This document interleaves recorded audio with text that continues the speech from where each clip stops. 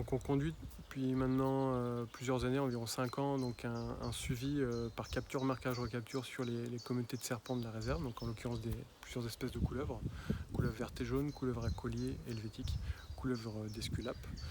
Et on mène aussi une étude sur la sélection des habitats par la couleuvre d'Esculape. Donc ça c'est des travaux qui se font en étroite collaboration avec le CNRS de Chizé, avec Olivier Lourdet qui est chargé de recherche.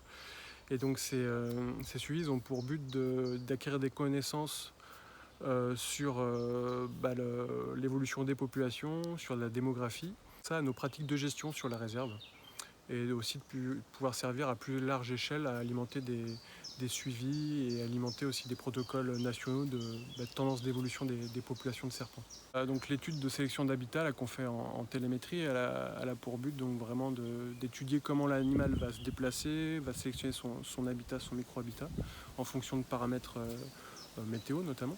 Et ça, l'objectif à terme, c'est de pouvoir fournir des éléments de compréhension, des arguments. Nous, on étudie principalement les animaux qu'on appelle des ectothermes, les reptiles et amphibiens. Donc ectothermes, ce sont les organismes dont la température va être fortement dépendante des conditions ambiantes.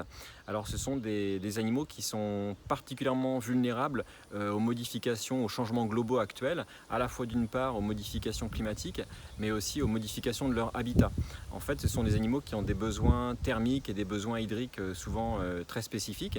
Et la simplification des habitats, la dégradation des milieux va avoir un impact vraiment significatif sur ces organismes.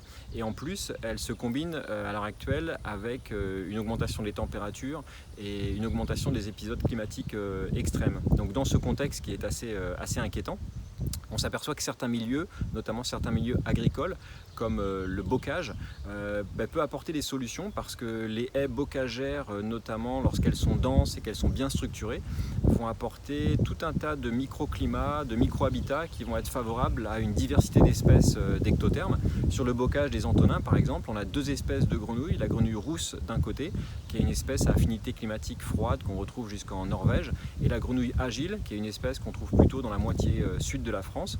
Eh bien, ces deux espèces, elles vont pouvoir coexister sur ce site du fait de la qualité des habitats qui combinent des haies, des réseaux de mares et puis des habitats forestiers.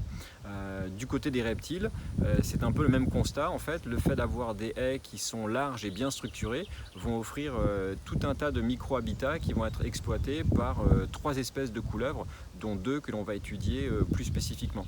Donc ces travaux, ils nous apportent vraiment des éléments utiles pour un petit peu anticiper les modifications en cours et offrir des réponses face à ces changements globaux. Et il nous semble que le maintien donc de paysages agricoles basés sur les haies et un bocage de qualité fait vraiment partie de la réponse pour permettre une certaine résilience pour la biodiversité.